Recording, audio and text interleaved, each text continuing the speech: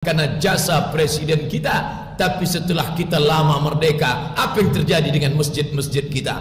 Apa yang terjadi dengan rumah yang kita katakan suci? Rumah Allah di negeri komunis hampir hancur binasa, diselamatkan oleh presiden kita. Tapi rumah Allah yang ada di negeri kita hari ini diinjak oleh orang kafir, orang yang tidak bersunat, tidak berkhitan, tidak mandi wajib.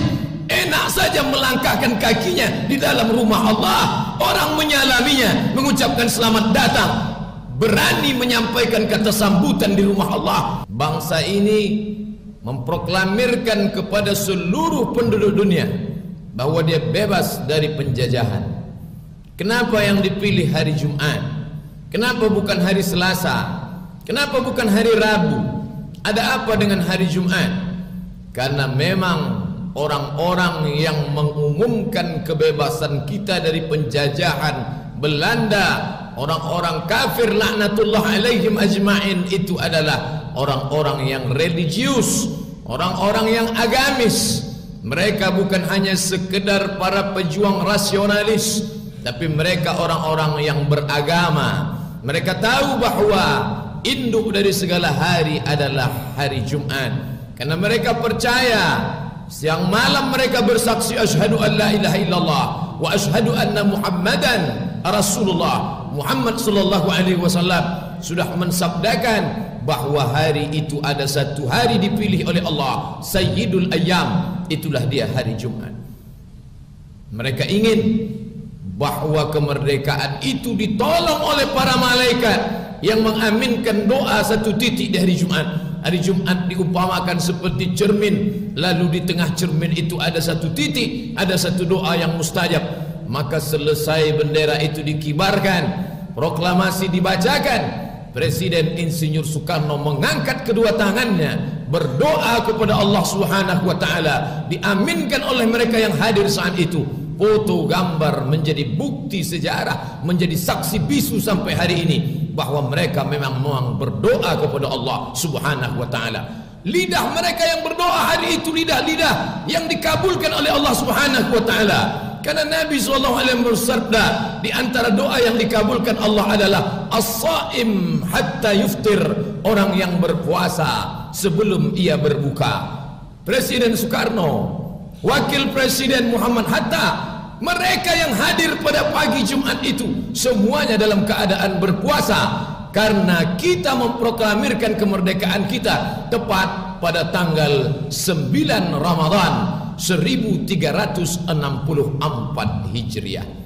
Lalu hari ini orang berkata, apa bedanya 17 Agustus dengan 9 Ramadan? Bagi orang yang tidak mengerti agama, itu kan hanya penanggalan biasa. Tapi orang yang beriman kepada Allah bertemu dua kemuliaan. Hari Jumat adalah Sayyidul Ayyam, induk dari penghulu pemimpin hari Jumat. Dan bulan Ramadan adalah Sayyidus Syuhur, induk dari segala bulan kemuliaan. Satu-satunya nama bulan yang disebutkan dalam Al-Quran, Syahrul Ramadan allazi unzila fihi Al-Quran. Maka hari kemerdekaan kita bertemu dua Sayyidul Ayyam dengan Sayyidus Syuhur. Hari Jumat jatuh tepat pada bulan suci Ramadan.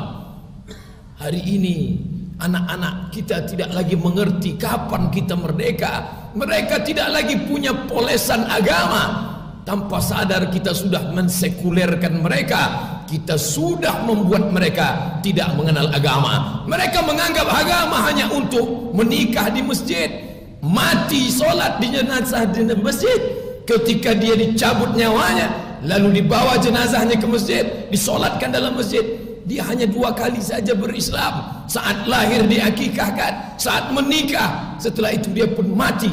Dia tidak mengerti bahwa perjuangan negeri ini adalah karena rahmat Allah. Itu tertuang dalam preambul pembukaan Undang-Undang Dasar Republik Indonesia 1945. Kemerdekaan kita atas berkat rahmat Allah Subhanahu wa taala dan diiringi dengan keinginan yang luhur dari bangsa Indonesia.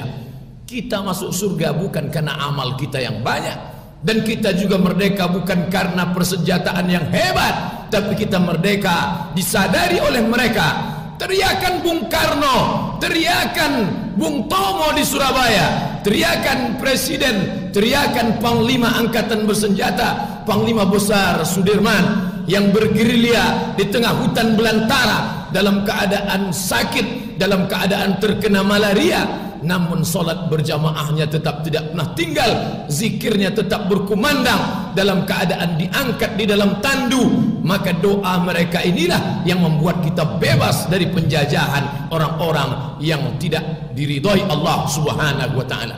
Jangan sampai sejarah ini terlupakan oleh anak cucu kita. 71 tahun sudah lamanya. Hari ini apa yang terjadi? 31 tahun silam, ketika kita merdeka, di tengah-tengah malam Ramadan itu, para ulama, para kiai, mereka bermunajat kepada Allah. Tanggal 9 Ramadan, artinya 9 malam sudah mereka berdoa dalam tarawih, dalam tahajud, dalam doa, dalam munajat mereka memohon kekuatan dari Allah. Tapi begitu 71 tahun berlalu, apa yang terjadi hari ini? Malam-malam kemerdekaan diisi dengan keyboard tunggal, penyanyi dangdut membuka aurat. Tengah malam kita dengarkan suara hiruk pikuk dengan berbagai macam perayaan yang katanya syukuran, tapi sebenarnya syukuran, berbaju syukuran tapi berisi kekufuran. Jangan heran, musibah datang silih berganti, umat ini tidak akan pernah bangkit. Kenapa? Karena sudah mengkhianati apa yang dilakukan orang di masa yang lalu. Muslim yang ada di Uni Soviet merasa bangga Masjid Kubah Biru yang hari ini tetap tegak berdiri di negeri sekuler, di negeri kaum komunis. Besar jasa Presiden Soekarno. Salah satu yang menyebabkan penguasa komunis tidak menumbangkan Masjid Kubah Biru itu dan tidak menghancurkan makam Imam Al-Bukhari, salah satu adalah karena jasa presiden kita. Tapi setelah kita lama merdeka, apa yang terjadi dengan masjid-masjid kita? Apa yang terjadi dengan rumah yang kita katakan suci? Rumah Allah di negeri komunis hampir hancur binasa, diselamatkan oleh presiden kita. Tapi rumah Allah yang ada di negeri kita hari ini diinjak oleh orang kafir, orang yang tidak bersunat, tidak berkhitan, tidak mandi wajib. Enak saja melangkahkan kakinya di dalam rumah Allah. Orang menyalaminya, mengucapkan selamat datang, berani menyampaikan kata sambutan di rumah Allah. Inikah buah dari 71 tahun kemerdekaan? Inikah makna kemerdekaan? Merdeka berarti kita bebas menjalankan syariat Islam. Itu tertulis dalam konstitusi negara kita, Pancasila, ketuhanan yang Maha Esa, dengan kewajiban menjalankan syariat Islam bagi pemeluknya. Itu dirumuskan oleh orang-orang yang bertuhan, dirumuskan oleh orang-orang yang agamis dan religius. Maka ketika hari ini kita membaca di harian, kita mendengar di berita bahwa peraturan daerah, perda yang berbau syariah akan dihapuskan, bagi orang-orang yang mengerti sejarah masa lalu, ini adalah pengkhianatan yang luar biasa. Jamaah Jumat yang dimuliakan Allah, hari boleh berlalu, musim boleh berganti, tapi keimanan bangsa ini tetap tidak boleh berganti. Kenapa? Karena kita merdeka atas rahmat dan kuasa Allah Subhanahu wa ta'ala. Walau anna ahlal qura amanu, seandainya penduduk negeri itu beriman, wattaqau, bertakwa. Allah berjanji, dan Allah kalau sudah berjanji 5 kali kita katakan innaka la tukhliful mi'ad, engkau tidak pernah ingkar janji. Apa kata Allah Subhanahu wa ta'ala? Walau anna ahlal qura amanu wattaqau, kalau penduduk negeri itu beriman, bertakwa, la fatahna alaihim, akan kami bukakan untuk mereka barakatin, barakah, barakah, barakah kemenangan, barakah mengusir penjajahan, barakah kehebatan, barakah tanam-tanaman. Dari langit turun hujan, hujan menumbuhkan tanaman. Berapa lama kita menjadi swasembada beras internasional, sanggup memenuhi kebutuhan diri dan orang lain. Tapi begitu laknat itu turun, walakin kazzabu, kalau mereka mendustakan ayat-ayat kami, mereka tidak bersyukur kepada kami, maka akhadnahum, kami cabut nikmat itu. Air tidak lagi mendatangkan tanaman yang hijau, air mematikan padi, air tidak lagi mendatangkan ikan, justru ikan yang ada di dalam karamba hanyut berserakan di tengah kolam laut dan sungai. Air tidak lagi mendatangkan rahmat, tapi berubah menjadi laknat. Bentuknya sama, tapi efeknya berbeda. di Arab Saudi, di tanah suci Makkah Al-Mukarramah dan sekitarnya. Mereka gali tanah, yang keluar adalah minyak. Mereka ingin mencari air, yang keluar adalah gas. Mereka ingin mencari air, yang mereka dapat adalah minyak kualitas nomor 1 dunia. Rahmat diturunkan Allah. Tapi kita, apa yang terjadi? Minyak yang dicari, lumpur keluar tidak kering, menenggelamkan kecamatan, bahkan kabupaten. Berapa jalan yang putus. Allah berjanji, kalau kalian beriman akan kutambah nikmatku. Tapi kalau kalian kufur, tidak kalian syukuri, inna azabi lasyadid. Ingat, azabku amat sangat menyakitkan. 71 tahun kemerdekaan. Bagaimana dengan masjid kita? Bagaimana dengan kontribusi pemerintah ke dalam pendidikan agama? Bagaimana perhatian terhadap para ulama? Bagaimana dengan anak-anak didik kita? Bagaimana kontrol terhadap acara televisi yang merusak anak-anak bangsa? Maka segala sesuatu ini akan ada harga yang kita terima kalau tidak kita perjuangkan. Kita tidak punya kuasa untuk merubah negeri ini, karena memang kita tidak ada kuasa. Tapi paling tidak di dalam rumah tangga, kepala rumah tangga, dalam tingkat RT RW, dalam tingkat kepala rumah tangga, seorang ayah tetap punya kuasa terhadap anaknya, seorang ibu tetap punya kuasa terhadap pembantu anaknya. Maka ini semua akan diminta tanggung jawab di hadapan Allah Subhanahu wa ta'ala. Maka merdeka berarti kita berhasil mengusir penjajahan. Tapi penjajah Belanda sudah lama pergi, kita masih lagi dijajah dengan orang yang kulitnya sama warnanya dengan kulit kita, berbahasa dengan bahasa kita, bahkan dia mungkin satu suku dengan kita, tapi akalnya lebih jahat daripada Belanda. Hari ini berapa banyak orang miskin tidak dapat makan kenyang karena berasnya diambil oleh orang kaya. Berapa banyak orang-orang yang tidak mampu, tidak dapat menyekolahkan anaknya. Dapatkah kita mengatakan kita bebas dan merdeka? Hari ini berapa banyak anak yatim yang terlunta-lunta. Berapa banyak orang yang tidak mampu, tidak dapat menikmati hidup. Padahal kehidupan sama seperti air, rumput dan udara, milik kita bersama. Maka makna negara adalah sekelompok orang yang bersepakat, bermufakat, ingin mensejahterakan untuk hidup bersama di bawah naungan langit Allah, di atas muka bumi Allah, hidup bersama. Islam bukan agama teroris, Islam bukan agama ekstremis.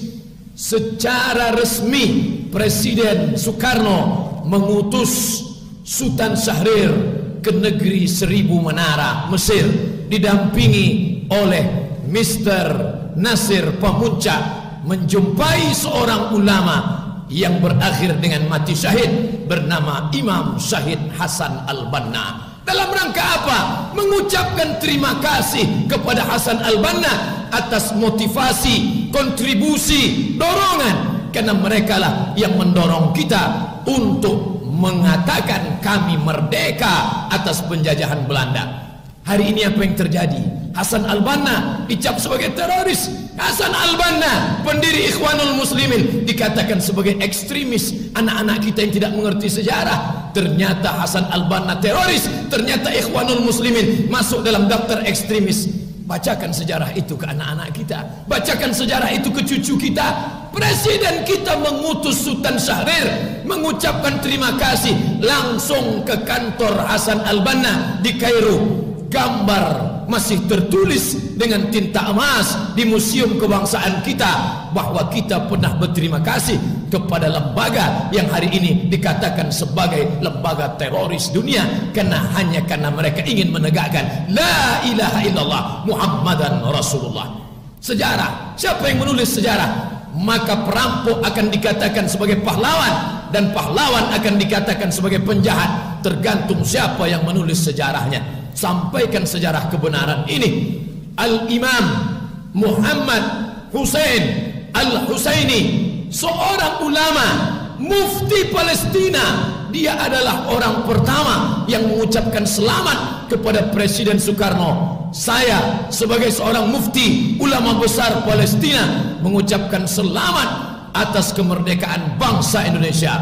Secara institusi, negara pertama yang mengakui kita merdeka adalah Mesir, yang disampaikan oleh Gamal Abdul Nasir.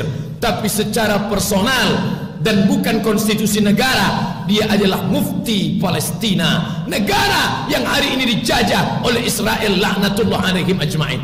Ketika kita tertekan, ketika kita lemah, yang pertama mengucapkan selamat merdeka adalah mufti Palestina. Tapi apa yang terjadi hari ini? Apa yang pernah kita sumbangkan untuk Palestina? Pernahkah kita peduli kepada penderitaan bangsa Palestina?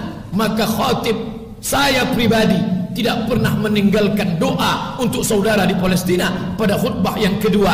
Perhatikanlah, dengarkanlah baik-baik. Di setiap khutbah yang kedua tetap terselit doa, Allahumma ansur ikhwanana al-mujahidina fi Palestin. Tolong saudaraku ya Allah, keluarga kami ya Allah. Di saat kami terjepit oleh Belanda, Eropa, Uni Amerika pada 70 tahun yang lalu, mereka yang mendoakan kami dari Masjidil Aqsa, 1 rakaat di Masjidil Aqsa, 500 rakaat di Masjidil Arab, 500 rakaat di masjid yang lain. Mereka berdoa untuk kita. Hari ini pernahkah kita teringat kepada saudara kita di Palestina? Setelah 71 tahun kita merdeka, hari ini kita diajarkan human right, hak azazi manusia. Siapa yang mengajarkan itu? Inggris, Amerika, Uni Eropa. Di mana mereka pada saat kita tertindas? Di saat Jepang menjajah kita, Rodi kerja paksa. Mana hak azazi manusia? Mana human right? Hak azazi manusia hari ini hanya membuat murid mengejek guru, hanya membuat wali murid menampar muncung guru hingga berdarah. Hak azazi manusia hari ini hanya membuat istri pandai menggugat cerai suami. Hak azazi manusia hari ini hanya membuat mereka yang tidak pernah punya tanah tapi mendirikan rumah ibadah di tengah pemukiman kaum muslimin. Kenapa? Karena hak azazi manusia itu datang dari produk barat. Tapi anak cucu kita terlupakan karena masjid-masjid kita heboh mengkaji khilafiyah, mempermasalahkan yang tidak masalah. Hari ini setelah 71 tahun kemerdekaan, mari kita kenang sejarah ini. Mari kita jangan euforia sesaat. Jangan kita lupakan bahwa umat ini merdeka karena pertolongan Allah Subhanahu wa taala. Hiburan dibenarkan dalam Islam, tapi ketika hiburan itu melalaikan dari ibadah kepada Allah, mubazir, berapa banyak RT RW mengumpulkan uang warga hanya untuk perbuatan mubazir.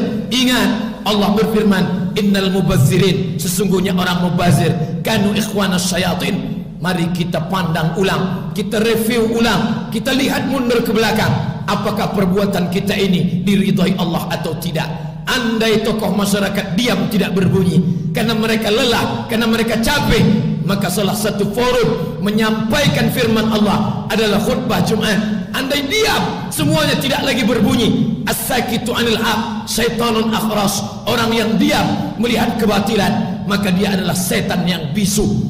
La yantahiyanna, hendaklah berhenti melakukan perbuatan maksiat. La yantahiyanna, jangan mengulang lagi perbuatan dosa. Karena jika terus dilakukan, itu hanya akan mengundang musibah yang besar. Setelah bala malapetaka itu datang, summa tad'unahu, kalian datang beramai-ramai berdoa di tanah lapang, fala yustajabu lakum, tapi saat itu doa tidak lagi dikabulkan. Barakallahu li wa lakum fil Qur'anil azim. Baik, dalam khutbah yang penuh semangat memperingati Hari Kemerdekaan Indonesia, Ustaz Abdul Somad mengajak para jamaah untuk merenungkan makna sejati dari kemerdekaan. Yang menekankan bahwa kemerdekaan bukan hanya terbebas dari penjajahan fisik, tapi juga dari penjajahan pemikiran, moral, dan ekonomi.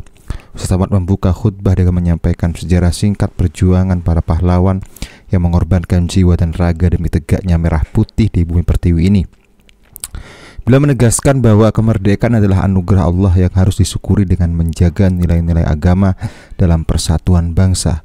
Dalam pandangannya, rasa syukur itu tidak cukup hanya dengan seremonial atau ucapan, atau bahkan hanya sekedar upacara, tapi juga harus diwujudkan melalui kerja nyata, membangun di negeri, menjauhi korupsi, serta memperkuat akhlak generasi muda. Ustaz Abdul Somad juga mengutip ayat Al-Quran dan hadis sebagai pengingat bahwa nikmat kemerdekaan bisa dicabut jika umat lalai dan kufur terhadap amanahnya. Khutbah ini menjaroti pentingnya peran umat Islam dalam mempertahankan kedaulatan negaranya. Yang mengajak umat Islam untuk menjaga stabilitas keharmonisan sosial, tidak mudah terprovokasi oleh isu-isu yang memecah belah bangsa tercinta kita ini. Beliau menekankan bahwa Islam adalah nasionalisme, bukan dua hal yang bertentangan, justru saling menguatkan jika dipahami dengan benar. Lebih lanjut, Ustadz Usawat memberikan contoh-contoh tentang bagaimana ulama-ulama terdahulu memperjuangkan kemerdekaan Indonesia, dan tak juga bagaimana masyarakat dulu memperjuangkan kemerdekaan Indonesia dengan sepenuh hati, raga, jiwa, bahkan mereka korbankan. Sebagai penutup, UAS mengajak seluruh jamaah untuk mendoakan pahlawan yang telah gugur serta memohon kepada Allah Subhanahu wa taala agar negara Indonesia ini selalu diberkahi, amanah dan damai. Ia juga mengingatkan bahwa perjuangan belum selesai. Tantangan zaman modern harus dihadapi dengan ilmu, iman dan persatuan. Dengan penuh harap mengajak umat Islam untuk menjadi pelopor dalam menjaga nilai-nilai kemerdekaan dan terus berkontribusi untuk kemajuan bangsa negara yang kita cintai, yakni Republik Indonesia. Semoga bermanfaat. Kurang lebihnya mohon maaf. Wabillahi taufiq wal hidayah. Assalamualaikum warahmatullahi wabarakatuh.